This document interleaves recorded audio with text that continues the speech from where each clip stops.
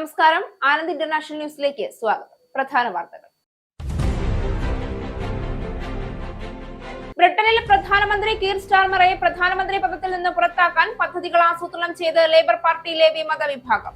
നിലവിലൊരു പ്രധാനമന്ത്രിയെ നീക്കം ചെയ്യാൻ ഔപചാരികമായ വഴികളൊന്നുമില്ലാതിരിക്കെ രാഷ്ട്രീയ സമ്മർദ്ദം ഉപയോഗിച്ച് അത് എങ്ങനെ സാധ്യമാക്കാമെന്നും ചർച്ചകളിൽ ലേബർ പാർട്ടി നേതാക്കൾ.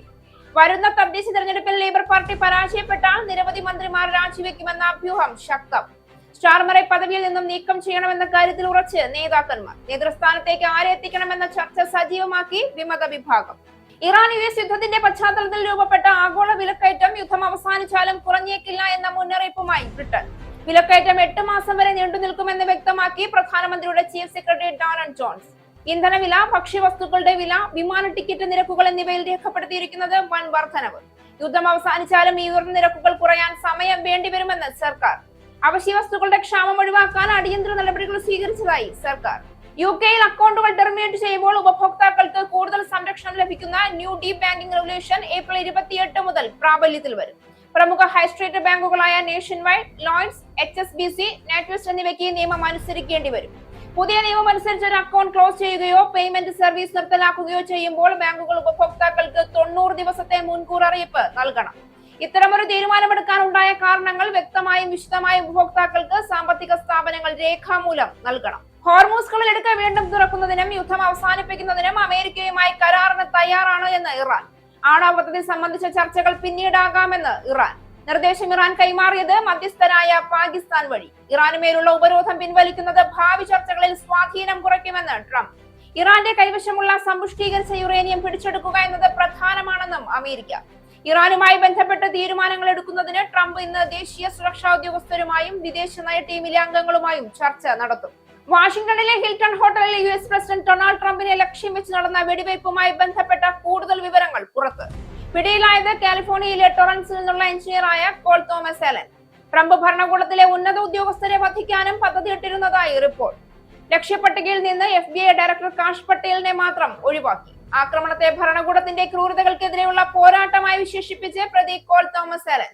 FBI മേധാവി സ്ഥാനത്ത് നിന്ന് കാഷ് പട്ടേലിനെ പുറത്താക്കും. ഊർജ്ജ സുരക്ഷയും മേഖലയിലെ സംഘർഷവും സുപ്രധാന ചർച്ചയാക്കി ഗൾഫിൽ ഇന്ത്യയുടെ ദേശീയ സുരക്ഷാ ഉപദേഷ്ടാവ് അജിത് ഡോവൽ. സൗദിക്ക് പിന്നാലെ UAE-യിലും സന്ദർശനം നടത്തി അജിത് ഡോവൽ. UAE പ്രസിഡന്റുമായി കൂടിക്കാഴ്ച നടത്തി ദേശീയ സുരക്ഷാ ഉപദേഷ്ടാവ്. ഗൾഫ് മേഖലയിലെ സംഭവ വികാസങ്ങളുടെ പശ്ചാത്തലത്തിലും ഹോർമൂസിലെ പ്രതിസന്ധികൾ നിലനിൽക്കുകയും ദേശീയ സുരക്ഷാ ഉപദേഷ്ടാവിന്റെ സന്ദർശനം അതീവ പ്രാധാന്യമുള്ളത്. ദില്ലി എക്സൈസ് നയക്കേസിന്റെ വാദം കേൾക്കുന്നതിനായി നേരിട്ടോ അഭിഭാഷകർ മുഖേനയോ കോടതിയിൽ ഹാജരാകാൻ വിസമ്മതിച്ച് ആം ആദ്മി പാർട്ടി കൺവീനർ അരവിന്ദ് കെജ്രിവാൾ. ഹൈക്കോടതി ജഡ്ജിയിൽ നിന്ന് നീതി ലഭിക്കുമെന്ന പ്രതീക്ഷ നഷ്ടപ്പെട്ടുവെന്നും മഹാത്മാഗാന്ധിയുടെ സത്യാഗ്രഹ പാത പിന്തുടരാൻ തീരുമാനിച്ചതായും ദില്ലി ഹൈക്കോടതി ജസ്റ്റിസ് സ്വർണകാന്ത ശർമ്മയ്ക്ക് കത്തെഴുതി കെജ്രിവാൾ. ഉത്തരവിനെതിരെ സുപ്രീം കോടതിയിൽ അപ്പീൽ നൽകാനുള്ള അവകാശം വിനിയോഗിക്കുമെന്ന് അരവിന്ദ് കെജ്രിവാൾ. ആം ആദ്മി പാർട്ടിയിൽ പടരുന്ന രാഷ്ട്രീയ അനിശ്ചിതത്വത്തിനും നേതാക്കളുടെ കൂട്ടായ കൊഴിഞ്ഞുപോക്കലിനുമിടയിൽ അരവിന്ദ് കെജ്രിവാൾ നടത്തിയ അനുനയ നീക്കങ്ങൾ പരാജയപ്പെട്ടു. തൊണ്ടിമുതൽ കേസിലെ ശിക്ഷാവിധിക്കെതിരെ ആന്റണി രാജു നൽകിയ അപ്പീൽ തള്ളി സുപ്രീം കോടതി. ഹൈക്കോടതി പരാമർശങ്ങൾ നീക്കണമെന്ന ആവശ്യവും അംഗീകരിച്ചില്ല. ഹർജി പരിഗണിച്ചത് ജസ്റ്റിസ് ദീപാശങ്കർ അധ്യക്ഷനായ ബെഞ്ച്. അപ്പീൽ നൽകിയത് കേസിലെ ശിക്ഷാവധി തടയണമെന്ന് ആവശ്യപ്പെട്ട്. ശിക്ഷ മരവിപ്പിക്കണമെന്ന ആവശ്യം ഹൈക്കോടതി തള്ളിയതോടെ ആന്റണി രാജുവിന് തിരഞ്ഞെടുപ്പിൽ മത്സരിക്കാനായിരുന്നില്ല. ആന്റണി രാജു രണ്ടാം പ്രതിയായ തൊണ്ടിമുതൽ കേസിൽ നെടുമങ്ങാട് കോടതി ശിക്ഷിച്ചത് 3 വർഷം തടവിന്. വാർത്തകൾ വിശദമായി. ലേബർ പാർട്ടിയിലെ വിമത വിഭാഗം പ്രധാനമന്ത്രി കീർ സ്റ്റാർമർക്ക് പ്രധാനമന്ത്രി പദത്തിൽ നിന്നും പുറത്തേക്ക് വഴിയൊരുക്കാനുള്ള തന്ത്രപ്രധാനമായ എന്നാൽ അനൗപചാരികമായ പദ്ധതികൾ ആസൂത്രണം ചെയ്യുന്നതായി ദ ഗാർഡിയൻ റിപ്പോർട്ട് ചെയ്യുന്നു.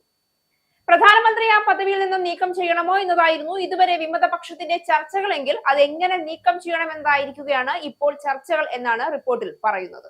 സ്റ്റാർമറെ പുറത്താക്കേണ്ട സമയം, അതിന്റെ സാധ്യമായ പ്രത്യാഘാതങ്ങൾ, നേതൃസ്ഥാനത്തേക്ക് മത്സരം ഒരുക്കൽ തുടങ്ങിയവയെല്ലാമാണ് ഇപ്പോൾ വിമത വിഭാഗത്തിന്റെ ചർച്ചകളിൽ തെളിയുന്നതെന്നാണ് ലേബർ പാർട്ടിയിലെ വിമത വിഭാഗം പ്രധാനമന്ത്രി കീർ സ്റ്റാർമർക്ക് പ്രധാനമന്ത്രി പദത്തിൽ നിന്നും പുറത്തേക്ക് വഴിയൊരുക്കാനുള്ള തന്ത്രപ്രധാനമായ എന്നാൽ അനൗപചാരികമായ പദ്ധതികൾ ആസൂത്രണം ചെയ്യുന്നതായുള്ള ദി ഗാർഡിയന്റെ റിപ്പോർട്ടിൽ പറയുന്നത്. സമയമെത്തുമ്പോൾ ആവശ്യമായ പിന്തുണ ലഭിച്ചു കഴിഞ്ഞാൽ ഇക്കാര്യത്തിൽ എന്ത് നടപടികൾ സ്വീകരിക്കണം എന്നത് ചർച്ച ചെയ്തു എന്നാണ് ഒരു ലേബർ MP പറഞ്ഞതായി ദി ഗാർഡിയൻ റിപ്പോർട്ട് ചെയ്തത്. നിലവിലൊരു പ്രധാനമന്ത്രിയെ നീക്കം ചെയ്യാൻ ഔപചാരികമായ വഴികളൊന്നും ഇല്ലാതിരിക്കെ രാഷ്ട്രീയ സമ്മർദ്ദം ഉപയോഗിച്ച് അത് എങ്ങനെ സാധ്യമാക്കാമെന്നാണ് ആലോചന നടക്കുന്നത്. അടുത്ത മാസം നടക്കുന്ന തദ്ദേശ തെരഞ്ഞെടുപ്പിൽ ലേബർ പാർട്ടിയുടെ പ്രകടനം ദയനീയമായാൽ ജൂനിയർ ലെവലിലുള്ള നിരവധി മന്ത്രിമാർ രാജിക്കൊരുങ്ങുമെന്നാണ് ഒരു മുതിർന്ന പാർട്ടി നേതാവ് നൽകുന്ന സൂചന.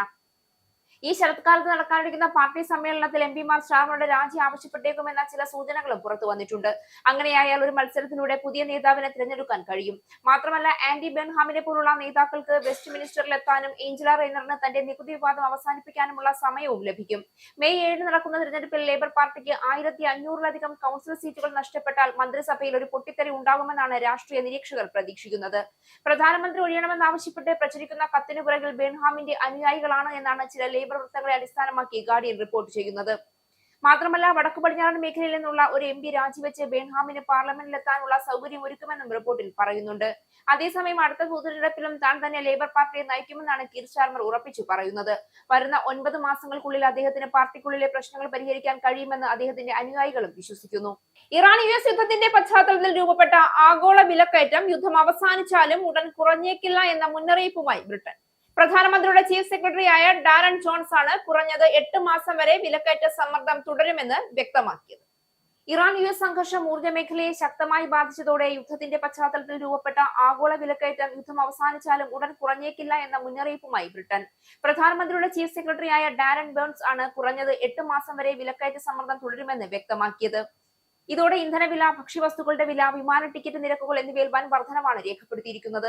യുദ്ധം അവസാനിച്ചാലും ഈ ഉയർന്ന നിരക്കുകൾ കുറയാൻ സമയം വേണ്ടിവരുമെന്നാണ് സർക്കാർ വിലയിരുത്തൽ. പ്രധാന പ്രതിസന്ധിക്ക് കാരണമായത് ഹോർമൂസ് കടലിടുക്ക് അടച്ചതാണ് എന്ന് വിലയിരുത്തുന്നു.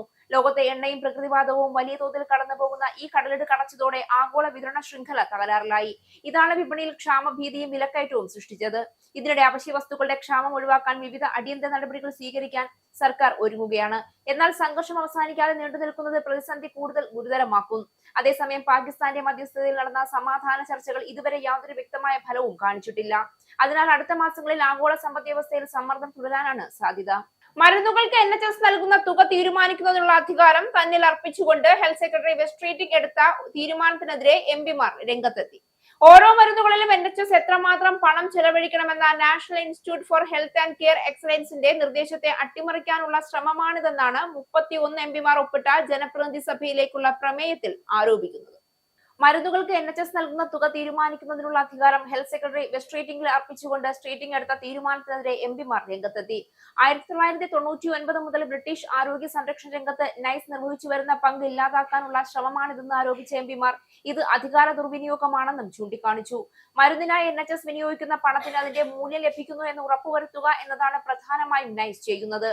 ഇതിന്റെ ഗുണം പൂർണ്ണമായും ഇംഗ്ലണ്ടിലെയും വെയിൽസിലെയും രോഗികൾക്ക് ലഭിക്കുന്നുണ്ട്. ലേബർ പാർട്ടിയുടെ മുൻ ഷാഡോ ചാൻസലറായ ജോൺ മക്ഡൊണാൾഡ് പാർലമെന്റിൽ അവതരിപ്പിച്ച പ്രമേയത്തെ Labour, Green, Liberal, Democrat, Scottish Nationalist, Plaid പാർട്ടികളിൽ നിന്നുള്ള എംപിമാർക്ക് പുറമെ ഒരു സ്വതന്ത്രനും പിന്തുണയ്ക്കുന്നുണ്ട്. അക്കൗണ്ടുകൾ ടെർമിനേറ്റ് ചെയ്യുമ്പോൾ ഉപഭോക്താക്കൾക്ക് കൂടുതൽ സംരക്ഷണം ലഭിക്കുന്ന new D banking regulation April 28 മുതൽ പ്രാബല്യത്തിൽ വരികയാണ്. ഇതോടെ പ്രമുഖ ഹൈസ്ട്രീറ്റ് ബാങ്കുകളായ നേഷൻ വൈഡ്, ലോയിഡ്സ്, HSBC, നാറ്റ്വിസ്റ്റ് എന്നിവയ്ക്ക് ഈ നിയമം അനുസരിക്കേണ്ടതായി വരും. പുതിയ നിയമം അനുസരിച്ച് ഒരു അക്കൗണ്ട് ക്ലോസ് ചെയ്യുകയോ പേയ്മെന്റ് സർവീസ് നിർത്തലാക്കുകയോ ചെയ്യുമ്പോൾ ബാങ്കുകളും പേയ്മെന്റ് സേവനദാതാക്കളും ഉപഭോക്താക്കൾക്ക് 90 ദിവസത്തെ മുൻകൂർ അറിയിപ്പ് നൽകണം. നേരത്തെ ഇത് 2 മാസമായിരുന്നു. അക്കൗണ്ടുകൾ ടെർമിനേറ്റ് ചെയ്യുമ്പോൾ ഉപഭോക്താക്കൾക്ക് കൂടുതൽ സംരക്ഷണം ലഭിക്കുന്ന new D banking regulation April 28 മുതൽ പ്രാബല്യത്തിൽ വരുന്നതോടെ പ്രമുഖ ഹൈസ്ട്രീറ്റ് ബാങ്കുകളായ നേഷൻ വൈഡ്, ലോയിഡ്സ്, HSBC, നാറ്റ്വിസ്റ്റ് എന്നിവയ്ക്ക് ഈ നിയമം അനുസരിക്കേണ്ടതായി വരുമെന്ന് റിപ്പോർട്ട്. പുതിയ നിയമം അനുസരിച്ച് ഒരു അക്കൗണ്ട് ക്ലോസ് ചെയ്യുകയോ പേയ്മെന്റ് സർവീസ് നിർത്തലാക്കുകയോ ചെയ്യുമ്പോൾ ബാങ്കുകളും പേയ്മെന്റ് സേവനദാതാക്കളും ഉപഭോക്താക്കൾക്ക് നേരത്തെ 2 മാസമായിരുന്ന മുൻകൂർ അറിയിപ്പ് ഇനി 90 ദിവസം മുന്നേ നൽകണം. അത് മാത്രമല്ല, സാമ്പത്തിക സ്ഥാപനങ്ങൾ ഇത്തരമൊരു തീരുമാനമെടുക്കാനുണ്ടായ കാരണങ്ങൾ വ്യക്തമായും വിശദമായും ഉപഭോക്താക്കൾക്ക് രേഖാമൂലം നൽകണം. ഫിനാൻഷ്യൽ ഓംബുഡ്സ്മാൻ തുടങ്ങിയ ചാനലുകളിലൂടെ സ്ഥാപനങ്ങളുടെ നടപടിക്കെതിരെ പ്രതികരിക്കാൻ ഇത് ഉപഭോക്താക്കളെ സഹായിക്കും. മാത്രമല്ല, തെറ്റായ തീരുമാനങ്ങൾക്കെതിരെ നടപടികൾ സ്വീകരിക്കാനും അതുപോലെ അക്കൗണ്ടുകൾ ടെർമിനേറ്റ് ചെയ്യപ്പെടുന്ന സാഹചര്യത്തിൽ പകരം മറ്റൊരു ബാങ്ക് അക്കൗണ്ട് തുറക്കുന്നതിനും പുതിയ നിയമപ്രകാരം കൂടുതൽ സമയം ലഭിക്കും. യൂണിവേഴ്സൽ ക്രെഡിറ്റും അതുപോലുള്ള മറ്റു ക്ഷേമ പദ്ധതികളുടെ ഭാഗമായ ധനസഹായവും ലഭിക്കുന്നവർക്ക് പല കൗൺസിലുകളും ഇളവുകളും പ്രോത്സാഹന പദ്ധതികളും നൽകുന്നതായി റിപ്പോർട്ട്. ബ്രിട്ടനിലെ ഫ്രീബികൾക്കുള്ള ഉദാഹരണമാണ് ഇത്തരം പദ്ധതികൾ എന്നാരോപിച്ച് കൺസർവേറ്റീവ് എംപിമാർ ഇതിനെതിരെ രംഗത്തെത്തിയിട്ടുണ്ട്. യൂണിവേഴ്സൽ ക്രെഡിറ്റും അതുപോലെ മറ്റ് ക്ഷേമ പദ്ധതികളുടെ ഭാഗമായ ധനസഹായവും ലഭിക്കുന്നവർക്ക് പല കൗൺസിലുകളും ഇളവുകളും പ്രോത്സാഹന പദ്ധതികളും നൽകുന്നതായി റിപ്പോർട്ട് പുറത്തുവന്നതോടെ ബ്രിട്ടനിലെ ഫ്രീബികൾക്കുള്ള ഉദാഹരണമാണ് ഇത്തരം പദ്ധതികൾ എന്നാരോപിച്ച് കൺസർവേറ്റീവ് എംപിമാർ ഇതിനെതിരെ രംഗത്തെത്തി. ചില കൗൺസിലുകളിലെ ആനുകൂല്യങ്ങൾ കൈപ്പറ്റുന്നവർക്ക് ബീച്ച് ഹട്ടുകൾ, യോഗ ക്ലാസുകൾ, സൗന്ദര്യവർദ്ധക ചികിത്സകൾ എന്നിവയിൽ ഇളവുകൾ ലഭിക്കുന്നതായി ദി ടെലഗ്രാഫ് ആയിരുന്നു റിപ്പോർട്ട് ചെയ്തത്. അതായത് യൂണിവേഴ്സൽ ക്രെഡിറ്റ് പോലുള്ള ആനുകൂല്യങ്ങൾ കൈപ്പറ്റുന്ന തൊഴിലില്ലാത്തവർക്ക് നികുതിദായകരുടെ പണം ഉപയോഗിച്ച് വിപരീത ഫലമുണ്ടാക്കുന്ന ഇൻസെന്റീവുകൾ നൽകുന്നു എന്നാണ് ആരോപണം. ബ്രിട്ടനിലൊരു ഫ്രീബി സംസ്കാരം രൂപപ്പെടുത്താനാണ് ലേബർ സർക്കാർ ശ്രമിക്കുന്നതെന്ന് shadow work and pension secretary കൂടിയായ കൺസർവേറ്റീവ് എംപി ഹെലൻ വാറ്റ്ലി ആരോപിച്ചു. ആനുകൂല്യങ്ങളെ സമ്മാന പദ്ധതികളാക്കുകയാണെന്നും അവർ ആരോപിച്ചു. തൊഴിൽ ചെയ്യാതെ ജീവിക്കുന്നതാണ് ബ്രിട്ടനിൽ ജീവിതം ആസ്വദിക്കാൻ ഏറ്റവും ഉത്തമമെന്ന ഒരു ബോധം സർക്കാർ സൃഷ്ടിച്ചതായും അവർ ചൂണ്ടിക്കാട്ടി. കഴിഞ്ഞ കുറേ വർഷങ്ങളായി തൊഴിലില്ലായ്മയും ഒപ്പം യൂണിവേഴ്സൽ ക്രെഡിറ്റ് ക്ലെയിമുകളും വർദ്ധിച്ചു വരുന്നതായും അവർ ആരോപിച്ചു. ലീഡ്സിൽ ആനുകൂല്യങ്ങൾ ലഭിക്കുന്നവർക്കുള്ള 5 പൗണ്ടിന്റെ ലീഡ്സ് എക്സ്ട്രാ ഉള്ളവർക്ക് നഗരത്തിലെ റെസ്റ്റോറന്റുകളിലും ബാറുകളിലും 20% വരെ കിഴിവ് നൽകുന്നത് ഇത്തരത്തിലുള്ള പദ്ധതികൾക്ക് ഉദാഹരണമായി അവർ ചൂണ്ടിക്കാട്ടി. അതേസമയം വാൻസ്വർത്തിൽ ജിം സെഷനുകൾക്കും വിവാഹാഘോഷങ്ങൾക്കും 50 മുതൽ 100% വരെ കിഴിവാണ് ആനുകൂല്യങ്ങൾ കൈപ്പറ്റുന്നവർക്ക് നൽകുന്നത്. എസെക്സ് നഗരസഭ ഇത്തരക്കാർക്ക് കുറഞ്ഞ വാടകയ്ക്കാണ് ബീച്ച് ഹട്ടുകൾ നൽകുന്നത്. ഹോർമൂസ് കടലിടുക്ക് വീണ്ടും തുറക്കുന്നതിനും യുദ്ധം അവസാനിപ്പിക്കുന്നതിനും അമേരിക്കയുമായി ഒരു കരാറിന് തയ്യാറാണ് എന്ന് ഇറാൻ നിർദ്ദേശിച്ചതായി വിവരം. ആണവ പദ്ധതി സംബന്ധിച്ച ചർച്ച പിന്നീടാകാമെന്നും നിർദ്ദേശിച്ചിട്ടുണ്ട്. മധ്യസ്ഥരായ പാകിസ്ഥാൻ വഴിയാണ് ഇത്തരമൊരു നിർദ്ദേശം ഇറാൻ കൈമാറിയതെന്ന് US വൃത്തങ്ങളെ ഉദ്ധരിച്ച് അമേരിക്കൻ മാധ്യമമായ ആക്സിയോസ് റിപ്പോർട്ട് ചെയ്തു. ആണവ വിഷയത്തിൽ എന്ത് വിട്ടുവീഴ്ചകൾ ചെയ്യണമെന്ന കാര്യത്തിൽ ഇറാനിയൻ നേതൃത്വത്തിൽ അഭിപ്രായ വ്യത്യാസങ്ങൾ ഉണ്ടെന്നും റിപ്പോർട്ടിൽ പറയുന്നു. പ്രശ്നം വേഗത്തിൽ പരിഹരിക്കുന്നതിനുള്ള നീക്കമായിട്ടാണ് ഇറാന്റെ പുതിയ നിർദ്ദേശത്തെ കാണുന്നത്. എന്നാൽ ഇറാനുമേലുള്ള ഉപരോധം പിൻവലിക്കുന്നത് ഭാവി ചർച്ചകളിൽ സ്വാധീനം കുറയ്ക്കുമെന്നാണ് ട്രംപ് ഭരണകൂടത്തിന്റെ വിലയിരുത്തൽ. ഇറാന്റെ കൈവശമുള്ള സമ്പുഷ്ടീകരിച്ച യുറേനിയം പിടിച്ചെടുക്കുക എന്നത് പ്രധാനമാണെന്നും US കരുതുന്നതായി റിപ്പോർട്ടിൽ പറയുന്നു. അതേസമയം ഇറാനുമായി ബന്ധപ്പെട്ട് തീരുമാനങ്ങൾ എടുക്കുന്നതിന് ട്രംപ് തിങ്കളാഴ്ച ദേശീയ സുരക്ഷാ ഉദ്യോഗസ്ഥരുമായും വിദേശനയ ടീമിലെ അംഗങ്ങളുമായും ചർച്ച നടത്തുമെന്നാണ് അറിയുന്നത്. ഹോർമുസ് തുറക്കുക വഴി ആദ്യം ഉപരോധം നീക്കുക, ഒപ്പം വെടിനിർത്തൽ ദീർഘകാലത്തേക്ക് നീട്ടുകയോ അല്ലെങ്കിൽ ഇരുപക്ഷികളും യുദ്ധത്തിൽ നിന്ന് സ്ഥിരം വിടുതലിന് സമ്മതിക്കുകയോ ചെയ്യും. കടലെടുക്ക് തുറന്നതിനു ശേഷവും ഉപരോധം പിൻവലിച്ചതിനു ശേഷവും മാത്രമായിരിക്കും ആണവ ചർച്ചകൾ ആരംഭിക്കുക. എന്നാൽ ഈ നിർദ്ദേശം US പരിഗണിക്കുമോ എന്നത് വ്യക്തമല്ല. നയതന്ത്ര ചർച്ചകളിലെ സ്തംഭനാവസ്ഥയും അടുത്ത ഘട്ടത്തിൽ എടുക്കേണ്ട നടപടികളും ട്രംപിന്റെ സംഘം ചർച്ച ചെയ്യുമെന്ന് ഒരു US ഉദ്യോഗസ്ഥൻ പറഞ്ഞു. ഞായറാഴ്ച ഫോക്സ് ന്യൂസിന് നൽകിയ അഭിമുഖത്തിൽ ഇറാനിയൻ എണ്ണ കയറ്റുമതിയെ തടയുന്ന നാവിക ഉപരോധം തുടരാൻ താൻ ആഗ്രഹിക്കുന്നതായി ട്രംപ് സൂചിപ്പിച്ചിട്ടുണ്ട്. തങ്ങളുടെ എണ്ണ കയറ്റി അയക്കാൻ കഴിയാതെ വരുമ്പോൾ ഒരാഴ്ചക്കുള്ളിൽ തന്നെ ഇറാൻ വഴങ്ങുമെന്നും ട്രംപ് പ്രതീക്ഷ പ്രകടിപ്പിച്ചു. വാഷിംഗ്ടണിലെ ഹിൽട്ടൺ ഹോട്ടലിൽ US പ്രസിഡന്റ് ഡൊണാൾഡ് ട്രംപിനെ ലക്ഷ്യം വെച്ച് നടന്ന വെടിവയ്പുമായി ബന്ധപ്പെട്ട കൂടുതൽ വിവരങ്ങൾ പുറത്ത്. കാലിഫോർണിയയിലെ ടൊറൻസിൽ നിന്നുള്ള എഞ്ചിനീയറായ കോൾ തോമസ് അലൻ ആണ് പിടിയിലായത്. ഇയാൾ ട്രംപ് ഭരണകൂടത്തിലെ ഉന്നത ഉദ്യോഗസ്ഥരെ വധിക്കാൻ പദ്ധതിയിട്ടിരുന്നതായി റിപ്പോർട്ട്. US പ്രസിഡന്റ് ഡൊണാൾഡ് ട്രംപിനെ ലക്ഷ്യം വെച്ച് നടന്ന വെടിവയ്പുമായി ബന്ധപ്പെട്ട കൂടുതൽ വിവരങ്ങൾ പുറത്ത്. പിടിയിലായ പ്രതി കാലിഫോർണിയയിലെ ടൊറൻസിൽ നിന്നുള്ള എഞ്ചിനീയറായ കോൾ തോമസ് അലൻ തന്റെ ലക്ഷ്യപട്ടികയിൽ നിന്ന് FBI ഡയറക്ടർ കാഷ് പട്ടേലിനെ മാത്രമാണ് ഒഴിവാക്കിയിരുന്നതെന്നാണ് റിപ്പോർട്ടുകൾ. ചെയ്യാൻ പോകുന്ന കാര്യങ്ങളെക്കുറിച്ച് അലന് വ്യക്തമായൊരു പ്ലാൻ ഉണ്ടായിരുന്നു. അതെല്ലാം അയാൾ എഴുതി വെച്ചിരുന്നു. വെടിയുതിർക്കുന്നതിന് ഏകദേശം 10 മിനിറ്റ് മുൻപ് കുടുംബാംഗങ്ങൾക്ക് അയച്ച മാനിഫെസ്റ്റോയിൽ താൻ ആരെയാണ് ലക്ഷ്യമിടുന്നതെന്നും അലൻ വ്യക്തമാക്കിയിരുന്നു. ന്യൂയോർക്ക് പോസ്റ്റ് റിപ്പോർട്ട് അനുസരിച്ച് ട്രംപ് ഭരണകൂടത്തിലെ ഏറ്റവും മുതിർന്ന ഉദ്യോഗസ്ഥർ മുതലാണ് ഈ പട്ടിക തുടങ്ങുന്നത്. ഭരണകൂട ഉദ്യോഗസ്ഥർ അവരാണ് എന്റെ ലക്ഷ്യങ്ങൾ. ഏറ്റവും ഉയർന്ന റാങ്കിലുള്ളവർ മുതൽ താഴോട്ടുള്ളവർക്ക് മുൻഗണന നൽകുന്നു എന്ന് അലൻ കുറിപ്പിൽ രേഖപ്പെടുത്തിയിരുന്നു. എന്നാൽ ഒരു പേര് മാത്രം അതിൽ ഉണ്ടായിരുന്നില്ല, FBI ഡയറക്ടർ കാഷ് പട്ടേൽ. എന്നാൽ എന്തുകൊണ്ടാണ് കാഷ് പട്ടേലിനെ തന്റെ ലിസ്റ്റിൽ നിന്ന് ഒഴിവാക്കാൻ അലൻ തീരുമാനിച്ചതെന്ന കാര്യം വ്യക്തമല്ല. ആക്രമണത്തിന് പിന്നിലെ തന്റെ ന്യായീകരണവും മാനിഫെസ്റ്റോയിൽ അലൻ ഉൾപ്പെടുത്തിയിരുന്നു. ഭരണകൂടത്തിന്റെ ക്രൂരതകൾക്കെതിരെയുള്ള പോരാട്ടമായാണ് ഈ ആക്രമണത്തെ പ്രതി വിശേഷിപ്പിച്ചിരിക്കുന്നത്. ആക്രമണത്തിന് ഉപയോഗിച്ച ആയുധങ്ങളെക്കുറിച്ചും നിരപരാധികളുടെ മരണം കുറയ്ക്കാനുള്ള തന്റെ തീരുമാനത്തെക്കുറിച്ചും അലൻ മാനിഫെസ്റ്റോയിൽ വിശദീകരിക്കുന്നുണ്ട്. 2 കൈത്തോക്കുകളും ഒരു ഷോട്ട് ഗണ്ണും ഉൾപ്പെടെ 3 ആയുധങ്ങളുമായാണ് അലൻ വാഷിംഗ്ടൺ ഹിൽട്ടണിൽ എത്തിയത്. താൻ തിരഞ്ഞെടുത്ത വെടിയുണ്ടകളെ കുറിച്ചും അതിനുള്ള കാരണത്തെക്കുറിച്ചും അലൻ വിശദീകരിച്ചു. ഞാനൊരു ഡിറ്റക്ഷൻ ക്യാമ്പിൽ ബലാത്സംഗം ചെയ്യപ്പെട്ട വ്യക്തിയല്ല, വിചാരണ കൂടാതെ വിധിക്കപ്പെട്ട മത്സ്യത്തൊഴിലാളിയല്ല. ഞാൻ ബോംബാക്രമണത്തിൽ കൊല്ലപ്പെട്ട ഒരു സ്കൂൾ കുട്ടിയോ പട്ടിണി കിടക്കുന്ന കുട്ടിയോ അല്ലെങ്കിൽ ഈ ഭരണകൂടത്തിലെ നിരവധി കുറ്റവാളികളാൽ ദുരുപയോഗം ചെയ്യപ്പെട്ട കൗമാരക്കാരിയോ അല്ല. മറ്റൊരാൾ അടിച്ചമർത്തപ്പെടുമ്പോൾ മറുപുറം കൂടി കാണിച്ചു കൊടുക്കുന്നത് ക്രൈസ്തവമായ പെരുമാറ്റമല്ല. അത് അടിച്ചമർത്തുന്നവന്റെ കുറ്റകൃത്യങ്ങളിൽ പങ്കാളിയാകുന്നതിന് തുല്യമാണ് എന്ന് അലൻ തന്റെ കുറിപ്പിൽ വ്യക്തമാക്കുന്നു. FBI മേധാവി സ്ഥാനത്ത് നിന്ന് കാഷ് പട്ടേലിനെ പുറത്താക്കിയേക്കുമെന്ന് റിപ്പോർട്ട്. ഇക്കഴിഞ്ഞ മാസങ്ങളിൽ അദ്ദേഹത്തിനെതിരെ ഉയർന്ന അമിത മദ്യപാനം ഉൾപ്പെടെയുള്ള ആരോപണങ്ങളുടെ പശ്ചാത്തലത്തിലാണ് നീക്കമെന്നാണ് സൂചന. ക്യാബിനറ്റ് തലത്തിൽ അടുത്തതായി ഉണ്ടാകുന്ന പുറത്താക്കൽ കാഷ് പട്ടേലിന്റേതാകുമെന്ന് വൈറ്റ് ഹൌസിലെ ഉന്നത ഉദ്യോഗസ്ഥനെ ഉദ്ധരിച്ച് പൊളിറ്റിക്കോ റിപ്പോർട്ട് ചെയ്യുന്നു. കാഷ് പട്ടേലിനെ കുറിച്ച് തുടർച്ചയായി പ്രതികൂല വാർത്തകൾ വരുന്നുണ്ട്. അതൊരു ക്യാബിനറ്റ് സെക്രട്ടറിയെ സംബന്ധിച്ചിടത്തോളം ഗുണകരമായ ഒന്നല്ല. ഈ വിഷയത്തിൽ ട്രംപിനും അതൃപ്തിയുണ്ട്, അദ്ദേഹം കൂട്ടിച്ചേർത്തു. ട്രംപ് ഭരണകൂടത്തിൽ കാര്യങ്ങൾ അത്ര സുഖകരമായല്ല നീങ്ങുന്നതെന്ന സൂചനകൾക്കിടെയാണ് കാഷ് പട്ടേലുമായി ബന്ധപ്പെട്ട വാർത്തകൾ പുറത്തറിയുന്നത്. ഇക്കഴിഞ്ഞ ഫെബ്രുവരി മുതൽ 3 ക്യാബിനറ്റ് അംഗങ്ങളാണ് ട്രംപ് ഭരണകൂടത്തിൽ നിന്ന് പുറത്തുപോയത്. അറ്റോർണി ജനറലായിരുന്ന പാം ബോണ്ടിയെ ഏപ്രിൽ മാസമാണ് പുറത്താക്കിയത്. ഹോംലാൻഡ് സെക്യൂരിറ്റി സെക്രട്ടറി സ്ഥാനത്ത് നിന്ന് ക്രിസ്റ്റ്യൻ നോയത്തിനെ മാർച്ച് മാസത്തിൽ മാറ്റുകയും പകരം ഷീൽഡ് ഓഫ് അമേരിക്കാസിലേക്കുള്ള പ്രത്യേക പ്രതിനിധിയായി നിയമിക്കുകയും ചെയ്തിരുന്നു. ലേബർ സെക്രട്ടറിയായിരുന്ന ലോറി ഷാവേസ് ഡിറമറിന് സ്വഭാവ ദൂഷ്യാരോപണത്തെ തുടർന്നാണ് സ്ഥാനം ഒഴിയേണ്ടി വന്നത്. Immigration and customs enforcement acting director സ്ഥാനം അടുത്ത മാസം ഒഴിയുമെന്ന് ടോഡ് വിൽഡോൺസ് പ്രഖ്യാപിച്ചിട്ടുണ്ട്. നേവി സെക്രട്ടറിയായിരുന്ന ജോൺ ഫെലാനെ കഴിഞ്ഞയാഴ്ച പ്രതിരോധ സെക്രട്ടറി പീറ്റ് ഹെക്സത്ത് പുറത്താക്കുകയും ചെയ്തിരുന്നു. FBI ഡയറക്ടർ കാഷ് പട്ടേൽ, വാണിജ്യ സെക്രട്ടറി ഹൊവാർഡ് ലുട്നിക് എന്നിവർക്കാണ് ഇനി സ്ഥാനചലനം സംഭവിക്കാൻ സാധ്യതയുള്ളത് എന്നാണ് റിപ്പോർട്ട്. ചെറിയ പ്രായത്തിൽ കാഷ് പട്ടേൽ 2 വട്ടം അറസ്റ്റിലായിട്ടുണ്ടെന്ന വാർത്ത ഈ അടുത്ത ദിവസമാണ് പുറത്തെത്തിയത്. കൂടാതെ കാഷ് പട്ടേലിന്റെ മദ്യപാനശീലവും നേരത്തെ മുൻകൂട്ടി അറിയിക്കാതെയുള്ള അവധിയെടുക്കലും സഹപ്രവർത്തകർക്ക് ബുദ്ധിമുട്ടുണ്ടാക്കിയതായി ദ അറ്റ്ലാന്റിക് മാസിക കഴിഞ്ഞയാഴ്ച റിപ്പോർട്ട് ചെയ്തിരുന്നു. ഒരു സോഷ്യൽ ക്ലബിലും ഒരു സ്വകാര്യ ക്ലബിലും അദ്ദേഹത്തെ മദ്യപിച്ച നിലയിൽ കണ്ടെന്നും ഇത് സർക്കാരിന്റെ ആശങ്കയ്ക്ക് വഴിവെക്കുന്ന സംഗതിയാണെന്നും റിപ്പോർട്ടിലുണ്ടായിരുന്നു. എന്നാൽ $250 മില്യൺ അപകീർത്തി കേസ് ഫയൽ ചെയ്താണ് ഇതിനോട് കാഷ് പട്ടേൽ പ്രതികരിച്ചത്. ഇനി പൗണ്ട്, യൂറോ, ഡോളർ, രൂപ ഇന്നത്തെ വിനിമയ നിരക്ക്. ഒരു പൗണ്ട് 127.5 ഇന്ത്യൻ രൂപ, ഒരു പൗണ്ട് 1.15 യൂറോ, ഒരു US ഡോളർ 94.2 ഇന്ത്യൻ രൂപ, ഒരു യൂറോ 110.45 ഇന്ത്യൻ രൂപ, ഒരു പൗണ്ട് 1.35 US ഡോളർ, ഒരു കനേഡിയൻ ഡോളർ 62.76 ഇന്ത്യൻ രൂപ. ഇനി ഒരു ഇടവേളയ്ക്ക് ശേഷം നാഷണൽ ന്യൂസ്.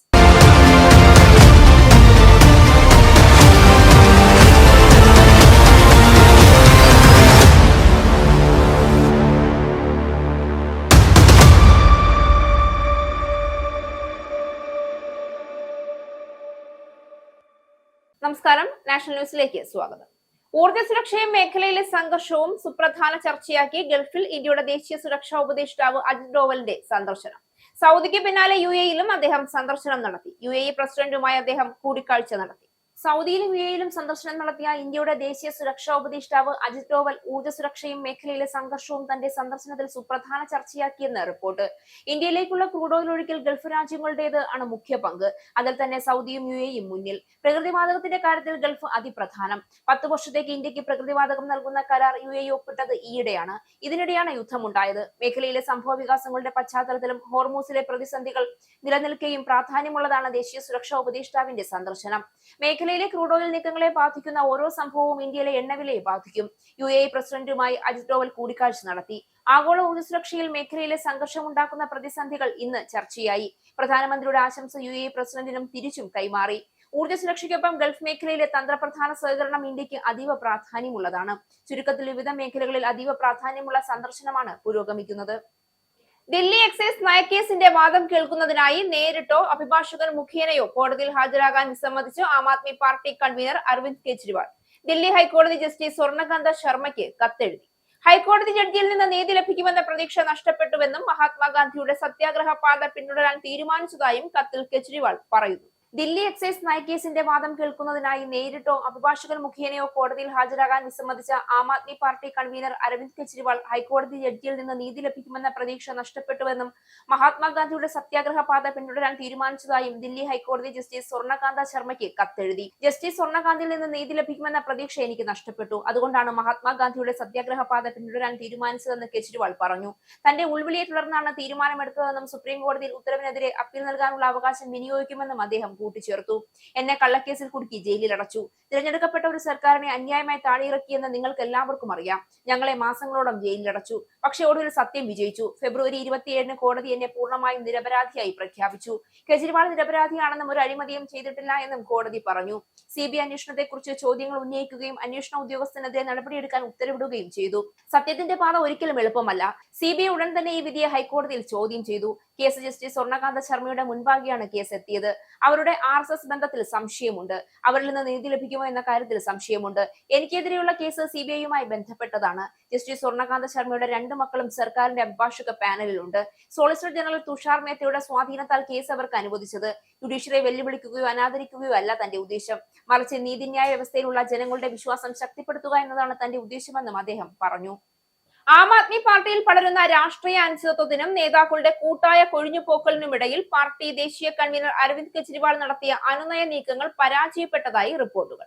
പാർട്ടിയിലെ വിള്ളലുകൾ പരിഹരിക്കാനും കൂറുമാറ്റം തടയാനും അദ്ദേഹം നടത്തിയ ശ്രമങ്ങൾ വളരെ കുറഞ്ഞുപോയെന്നും വൈകിപ്പോയെന്നുമാണ് ടൈംസ് ഓഫ് ഇന്ത്യ റിപ്പോർട്ട് ചെയ്യുന്നത്.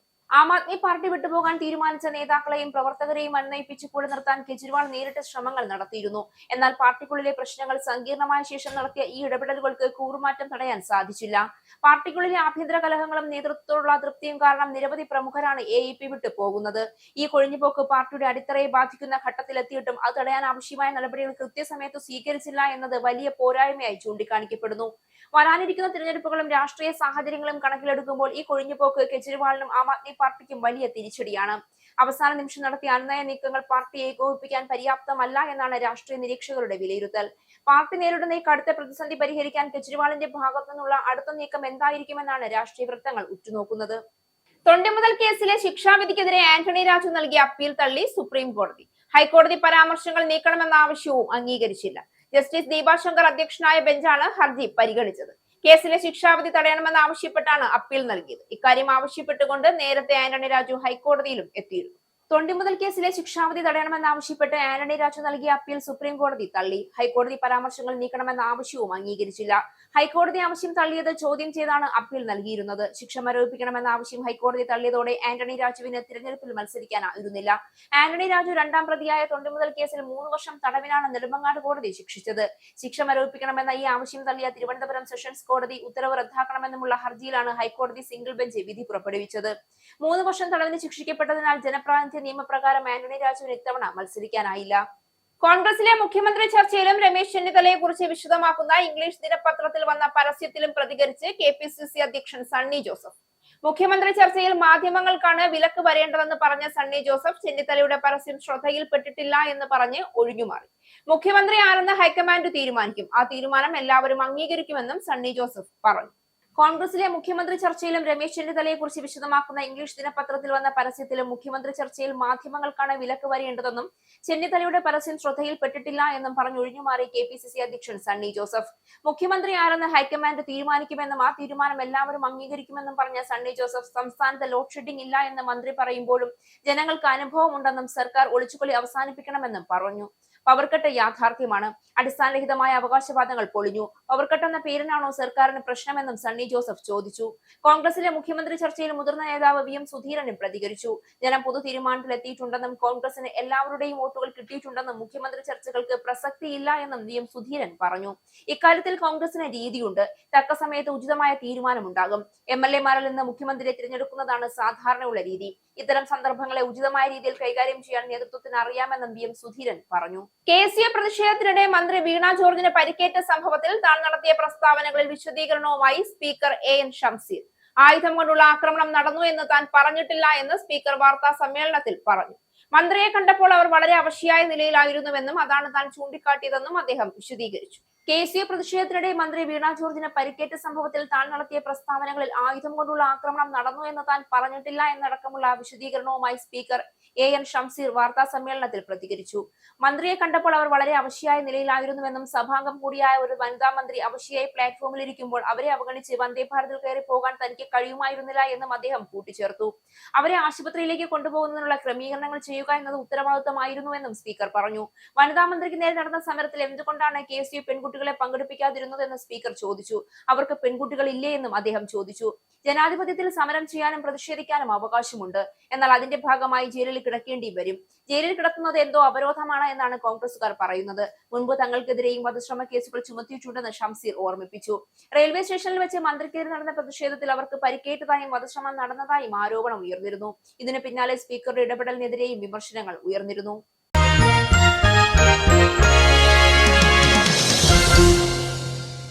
IPL-ൽ തുടർച്ചയായ 5ാം തോൽവിയും വഴങ്ങി പോയിന്റ് പട്ടികയിൽ അവസാന സ്ഥാനത്തേക്ക് വീണതിന് പിന്നാലെ പ്രതികരണവുമായി Lucknow super Giants captain Rishabh Pant.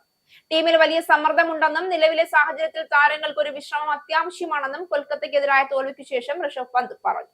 കൊൽക്കത്തയ്ക്കെതിരായ മത്സരത്തിൽ പന്ത് എടുത്ത ചില തീരുമാനങ്ങൾ പാളിയതിനെതിരെ വിമർശനം ശക്തമാകുന്നതിനിടയിലാണ് ക്യാപ്റ്റന്റെ തുറന്നുപറച്ചിൽ. ടീമിൽ വലിയ സമ്മർദ്ദമുണ്ടെന്നും നിലവിലെ സാഹചര്യത്തിൽ താരങ്ങൾക്ക് ഒരു വിശ്രമം അത്യാവശ്യമാണ് എന്നും തുറന്നു പറഞ്ഞ Lucknow super Giants captain Rishabh Pant രംഗത്ത്. കൊൽക്കത്തയ്ക്കെതിരായ മത്സരത്തിൽ പന്തെടുത്ത ചില തീരുമാനങ്ങൾ പാളിയതിനെതിരെ വിമർശനം ശക്തമാകുന്നതിനിടയിലാണ് ക്യാപ്റ്റന്റെ തുറന്നു പറച്ചിൽ. മത്സരത്തിലെ 2 പ്രധാന തീരുമാനങ്ങളാണ് പന്തിനെ പ്രതികൂട്ടിലാക്കിയത്. കൊൽക്കത്ത ഇന്നിംഗ്സിലെ അവസാന ഓവർ എറിയാൻ സ്പിന്നർ ദിഗ്വേഷ് രഥിയെ ഏൽപ്പിച്ച പന്തിന്റെ നീക്കം വലിയ തിരിച്ചടിയായിരുന്നു. റിങ്കു സിംഗ് ആ ഓവറിൽ തുടർച്ചയായി 4 സിക്സറുകൾ പറത്തിയതോടെയാണ് കൊൽക്കത്ത പൊരുതാവുന്ന സ്കോറിലെത്തിയത്. ചില സമയത്ത് ബോളർമാർക്ക് കഠിനമായ ഓവറുകൾ എറിയേണ്ടി വരും. വിക്കറ്റ് ലക്ഷ്യമിട്ടാണ് ആ നീക്കം നടത്തിയത്. പക്ഷെ അത് പാളിപ്പോയി എന്നായിരുന്നു ഈ തീരുമാനമെടുത്തതിന് പന്ത് നൽകിയ വിശദീകരണം.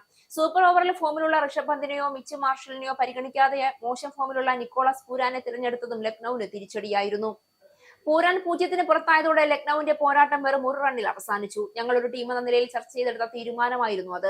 ആ ചർച്ചയിൽ വന്ന പേര് പൂരാന്റേതായിരുന്നു. കരിയറിൽ ഏറ്റവും മികച്ച ഫോമിലൂടെ ആയിരിക്കില്ല പുരാൻ കടന്നു പോകുന്നത്. പക്ഷെ ഇത്തരം ഒരു കഠിനമായ സാഹചര്യത്തിൽ കളിക്കാരെ നിങ്ങൾ വിശ്വസിച്ചേ മതിയാകൂ. അവർ തിരിച്ചു വരും. ഞങ്ങൾക്ക് തീർച്ചയായും ഒരു ബ്രേക്ക് ആവശ്യമാണ്. ടീമിന് ഒന്ന് റീഫ്രഷ് ആവണം. ബ്രേക്കിന് ശേഷം തീർച്ചയായും ധാരാളം പോസിറ്റീവ് കാര്യങ്ങൾ ഉണ്ടാകുമെന്ന് ഞാൻ കരുതുന്നു. ഉത്തരങ്ങൾ നമ്മൾ പുറത്തല്ല, ഉള്ളിൽ തന്നെയാണ് തിരയേണ്ടത്. ഓരോ താരവും ഉത്തരവാദിത്വം ഏറ്റെടുക്കണം. 1-2 പേരെ മാത്രം ആശ്രയിച്ച് മുന്നോട്ട് പോകാനാകില്ല. കഠിനമായ സാഹചര്യങ്ങളിലും താരങ്ങളിലെ വിശ്വസിച്ചേ മതിയാകൂവെന്നും പന്ത് പറഞ്ഞു. പ്രധാന വാർത്തകൾ ഒരിക്കൽ കൂടി. ബ്രിട്ടനിൽ പ്രധാനമന്ത്രി കീർ സ്റ്റാർമറെ പ്രധാനമന്ത്രി പദത്തിൽ നിന്ന് പുറത്താക്കാൻ പദ്ധതികൾ ആസൂത്രണം ചെയ്ത് ലേബർ പാർട്ടിയിലെ വിമത വിഭാഗം. നിലവിൽ ഒരു പ്രധാനമന്ത്രിയെ നീക്കം ചെയ്യാൻ ഔപചാരികമായ വഴികളൊന്നുമില്ലാതിരിക്കെ രാഷ്ട്രീയ സമ്മർദ്ദം ഉപയോഗിച്ച് അത് എങ്ങനെ സാധ്യമാക്കാമെന്നും ചർച്ചകളിൽ ലേബർ പാർട്ടി നേതാക്കൾ. വരുന്ന തദ്ദേശ തെരഞ്ഞെടുപ്പിൽ ലേബർ പാർട്ടി പരാജയപ്പെട്ടാൽ നിരവധി മന്ത്രിമാർ രാജിവെക്കുമെന്ന അഭ്യൂഹം ശക്തം. സ്റ്റാർമറെ പദവിയിൽ നിന്നും നീക്കം ചെയ്യണമെന്ന കാര്യത്തിൽ ഉറച്ച് നേതാക്കന്മാർ. നേതൃസ്ഥാനത്തേക്ക് ആരെ എത്തിക്കണമെന്ന ചർച്ച സജീവമാക്കി വിമത വിഭാഗം. ഇറാൻ-US യുദ്ധത്തിന്റെ പശ്ചാത്തലത്തിൽ രൂപപ്പെട്ട ആഗോള വിലക്കയറ്റം യുദ്ധം അവസാനിച്ചാലും കുറഞ്ഞേക്കില്ല എന്ന മുന്നറിയിപ്പുമായി ബ്രിട്ടൻ. വിലക്കയറ്റം 8 മാസം വരെ നീണ്ടു നിൽക്കുമെന്ന് വ്യക്തമാക്കി പ്രധാനമന്ത്രിയുടെ ചീഫ് സെക്രട്ടറി ഡാരൻ ജോൺസ്. ഇന്ധനവില, ഭക്ഷ്യവസ്തുക്കളുടെ വില, വിമാന ടിക്കറ്റ് നിരക്കുകൾ എന്നിവയിൽ രേഖപ്പെടുത്തിയിരിക്കുന്നത് വൻ വർധനവ്. യുദ്ധം അവസാനിച്ചാലും ഈ ഉയർന്ന നിരക്കുകൾ കുറയാൻ സമയം വേണ്ടിവരുമെന്ന് സർക്കാർ. അവശ്യ വസ്തുക്കളുടെ ക്ഷാമം ഒഴിവാക്കാൻ അടിയന്തര നടപടികൾ സ്വീകരിച്ചതായി സർക്കാർ. UK-യിൽ അക്കൗണ്ടുകൾ ടെർമിനേറ്റ് ചെയ്യുമ്പോൾ ഉപഭോക്താക്കൾക്ക് കൂടുതൽ സംരക്ഷണം ലഭിക്കുന്ന new deep banking regulation April 28 മുതൽ പ്രാബല്യത്തിൽ വരും. പ്രമുഖ ഹൈസ്ട്രീറ്റ് ബാങ്കുകളായ നേഷൻ വൈഡ്, ലോയ്ഡ്സ്, HSBC, നാറ്റ്വെസ്റ്റ് എന്നിവയ്ക്ക് ഈ നിയമം അനുസരിക്കേണ്ടി വരും. പുതിയ നിയമം അനുസരിച്ച് ഒരു അക്കൗണ്ട് ക്ലോസ് ചെയ്യുകയോ പേയ്മെന്റ് സർവീസ് നിർത്തലാക്കുകയോ ചെയ്യുമ്പോൾ ബാങ്കുകൾ ഉപഭോക്താക്കൾക്ക് 90 ദിവസത്തെ മുൻകൂർ അറിയിപ്പ് നൽകണം. ഇത്തരമൊരു തീരുമാനമെടുക്കാനുണ്ടായ കാരണങ്ങൾ വ്യക്തമായും വിശദമായും ഉപഭോക്താക്കൾക്ക് സാമ്പത്തിക സ്ഥാപനങ്ങൾ രേഖാമൂലം നൽകണം. ഹോർമൂസ് കടലിടുക്ക് വീണ്ടും തുറക്കുന്നതിനും യുദ്ധം അവസാനിപ്പിക്കുന്നതിനും അമേരിക്കയുമായി കരാറിന് തയ്യാറാണ് എന്ന് ഇറാൻ. ആണവ പദ്ധതി സംബന്ധിച്ച ചർച്ചകൾ പിന്നീടാകാമെന്ന് ഇറാൻ. നിർദ്ദേശം ഇറാൻ കൈമാറിയത് മധ്യസ്ഥരായ പാകിസ്ഥാൻ വഴി. ഇറാനുമേലുള്ള ഉപരോധം പിൻവലിക്കുന്നത് ഭാവി ചർച്ചകളിൽ സ്വാധീനം കുറയ്ക്കുമെന്ന് ട്രംപ്. ഇറാന്റെ കൈവശമുള്ള സമ്പുഷ്ടീകരിച്ച യുറേനിയം പിടിച്ചെടുക്കുക എന്നത് പ്രധാനമാണെന്നും അമേരിക്ക. ഇറാനുമായി ബന്ധപ്പെട്ട് തീരുമാനങ്ങൾ എടുക്കുന്നതിന് ട്രംപ് ഇന്ന് ദേശീയ സുരക്ഷാ ഉദ്യോഗസ്ഥരുമായും വിദേശ നയ ടീമിലെ അംഗങ്ങളുമായും ചർച്ച നടത്തും. വാഷിംഗ്ടണിലെ ഹിൽട്ടൺ ഹോട്ടലിൽ US പ്രസിഡന്റ് ഡൊണാൾഡ് ട്രംപിനെ ലക്ഷ്യം വെച്ച് നടന്ന വെടിവയ്പുമായി ബന്ധപ്പെട്ട കൂടുതൽ വിവരങ്ങൾ പുറത്ത്. പിടിയിലായത് കാലിഫോർണിയയിലെ ടൊറൻസിൽ നിന്നുള്ള എഞ്ചിനീയറായ കോൾ തോമസ് അലൻ. ട്രംപ് ഭരണകൂടത്തിലെ ഉന്നത ഉദ്യോഗസ്ഥരെ വധിക്കാനും പദ്ധതിയിട്ടിരുന്നതായി റിപ്പോർട്ട്. ലക്ഷ്യപ്പട്ടികയിൽ നിന്ന് FBI ഡയറക്ടർ കാഷ് പട്ടേലിനെ മാത്രം ഒഴിവാക്കി. ആക്രമണത്തെ ഭരണകൂടത്തിന്റെ ക്രൂരതകൾക്കെതിരെയുള്ള പോരാട്ടമായി വിശേഷിപ്പിച്ച് പ്രതി കോൾ തോമസ് അലൻ FBI മേധാവി സ്ഥാനത്ത് നിന്ന് കാഷ് പട്ടേലിനെ പുറത്താക്കും. ഊർജ്ജ സുരക്ഷയും മേഖലയിലെ സംഘർഷവും സുപ്രധാന ചർച്ചയാക്കി ഗൾഫിൽ ഇന്ത്യയുടെ ദേശീയ സുരക്ഷാ ഉപദേഷ്ടാവ് അജിത് ഡോവൽ. സൗദിക്ക് പിന്നാലെ UAE-യിലും സന്ദർശനം നടത്തി അജിത് ഡോവൽ. UAE പ്രസിഡന്റുമായി കൂടിക്കാഴ്ച നടത്തി ദേശീയ സുരക്ഷാ ഉപദേഷ്ടാവ്. ഗൾഫ് മേഖലയിലെ സംഭവ വികാസങ്ങളുടെ പശ്ചാത്തലത്തിലും ഹോർമൂസിലെ പ്രതിസന്ധികൾ നിലനിൽക്കുകയും ദേശീയ സുരക്ഷാ ഉപദേഷ്ടാവിന്റെ സന്ദർശനം അതീവ പ്രാധാന്യമുള്ളത്. ദില്ലി എക്സൈസ് നയക്കേസിന്റെ വാദം കേൾക്കുന്നതിനായി നേരിട്ടോ അഭിഭാഷകർ മുഖേനയോ കോടതിയിൽ ഹാജരാകാൻ വിസമ്മതിച്ച് ആം ആദ്മി പാർട്ടി കൺവീനർ അരവിന്ദ് കെജ്രിവാൾ. ഹൈക്കോടതി ജഡ്ജിയിൽ നിന്ന് നീതി ലഭിക്കുമെന്ന പ്രതീക്ഷ നഷ്ടപ്പെട്ടുവെന്നും മഹാത്മാഗാന്ധിയുടെ സത്യാഗ്രഹ പാത പിന്തുടരാൻ തീരുമാനിച്ചതായും ദില്ലി ഹൈക്കോടതി ജസ്റ്റിസ് സ്വർണകാന്ത ശർമ്മയ്ക്ക് കത്തെഴുതി കെജ്രിവാൾ. ഉത്തരവിനെതിരെ സുപ്രീം കോടതിയിൽ അപ്പീൽ നൽകാനുള്ള അവകാശം വിനിയോഗിക്കുമെന്ന് അരവിന്ദ് കെജ്രിവാൾ. ആം ആദ്മി പാർട്ടിയിൽ പടരുന്ന രാഷ്ട്രീയ അനിശ്ചിതത്വത്തിനും നേതാക്കളുടെ കൂട്ടായ കൊഴിഞ്ഞുപോക്കലിനുമിടയിൽ അരവിന്ദ് കെജ്രിവാൾ നടത്തിയ അനുനയ നീക്കങ്ങൾ പരാജയപ്പെട്ടു. തൊണ്ടിമുതൽ കേസിലെ ശിക്ഷാവിധിക്കെതിരെ ആന്റണി രാജു നൽകിയ അപ്പീൽ തള്ളി സുപ്രീം കോടതി. ഹൈക്കോടതി പരാമർശങ്ങൾ നീക്കണമെന്ന ആവശ്യവും അംഗീകരിച്ചില്ല. ഹർജി പരിഗണിച്ചത് ജസ്റ്റിസ് ദീപാശങ്കർ അധ്യക്ഷനായ ബെഞ്ച്. അപ്പീൽ നൽകിയത് കേസിലെ ശിക്ഷാവധി തടയണമെന്ന് ആവശ്യപ്പെട്ട്. ശിക്ഷ മരവിപ്പിക്കണമെന്ന ആവശ്യം ഹൈക്കോടതി തള്ളിയതോടെ ആന്റണി രാജുവിന് തിരഞ്ഞെടുപ്പിൽ മത്സരിക്കാനായിരുന്നില്ല. ആന്റണി രാജു 2ാം പ്രതിയായ തൊണ്ടിമുതൽ കേസിൽ നെടുമങ്ങാട് കോടതി ശിക്ഷിച്ചത് 3 വർഷം തടവിന്. ഈ ന്യൂസ് ബുള്ളറ്റിൻ അവസാനിച്ചു. നന്ദി.